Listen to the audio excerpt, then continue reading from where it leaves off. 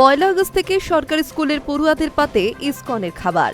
পূর্ব ঘোষণা মতোই পয়লা আগস্টে পাইলট প্রকল্পের মেগা কিচেনের উদ্বোধন করলেন মুখ্যমন্ত্রী শুভেন্দু অধিকারী। ইসকনে আয়োজিত যজ্ঞে সামিল হন তিনি। এরপরই সরাসরি পৌঁছে যান ইসকনের রান্নাঘরে। মিড ডে মিল রান্না করতেও দেখা যায় তাকে। মুখ্যমন্ত্রীর সঙ্গে এদিন উপস্থিত ছিলেন মুখ্য সচিব মনোজ আগরওয়াল এবং স্কুল শিক্ষামন্ত্রী দীপক বর্মনও। গোটা মেগা কিচেনের ব্যবস্থাপনা পরিদর্শন করেন তারা। এদিন উদ্বোধনী অনুষ্ঠানে প্রতীকী হিসেবে 5 স্কুলের 40 পড়ুয়া উপস্থিত ছিলেন। মেগা কিচেনের উদ্বোধনের পরেই মিড ডে মিল সরবরাহ করার ইলেকট্রিক গাড়িও চালু করতে ফ্ল্যাগ অফ করেন মুখ্যমন্ত্রী।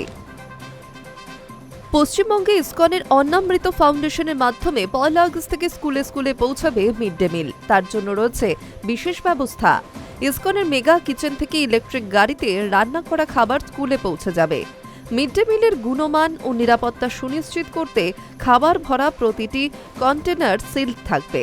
ইসকন থেকে গাড়ি স্কুলে পৌঁছানোর পর স্কুল কর্তৃপক্ষের স্বাক্ষর নেওয়া হবে ইসকনের তরফে। তারপরেই কন্টেনারের সিল খোলা যাবে। শুভেন্দু অধিকারী জানান, আগামী 3 মাসে 2.5 লক্ষ শিক্ষার্থীর পাতে মিড ডে মিল পৌঁছে দেওয়া হবে। মিড ডে মিলের বরাদ্দ বাড়িয়ে 10 টাকা করা হয়েছে। বহু মানুষ ও সংস্থার সাহায্য করেছেন ইসকনকে।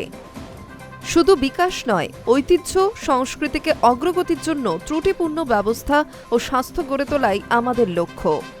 ইসকনের সমস্ত ব্যবস্থাপক, প্রচারক, সহযোগীদের ধন্যবাদ, কৃতজ্ঞতা জ্ঞাপন করেন মুখ্যমন্ত্রী শুভেন্দু অধিকারী। তিনি বলেন, ছাত্রছাত্রীদের স্কুলমুখী করা এবং সার্বিক বিকাশের ক্ষেত্রে মিড ডে মিলের সিদ্ধান্ত ভারতরত্ন প্রয়াত অটল বিহারী বাজপেয়ীর মস্তিষ্কপ্রসূত যুগান্তকারী এক ভাবনা। বর্তমানে মোদিজির উদ্যোগে এগিয়ে এসেছেন বহু সংস্থা। তাদের সহযোগিতায় শিশুদের পাতে পৌঁছে যাচ্ছে সুষম আহার। স্কুলে ইসকনের মিড ডে মিল সরবরাহ করার খবর সামনে আসতেই সমালোচনা শুরু হয়েছিল।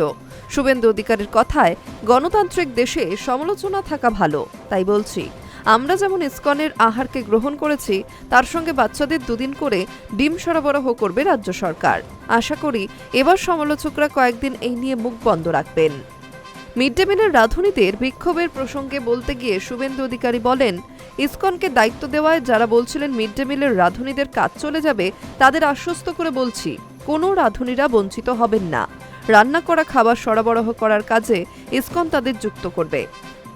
অগস্ট মাস থেকে 2000 থেকে 1000 বেতন বাড়িয়ে মোট 3000 টাকা করা হয়েছে।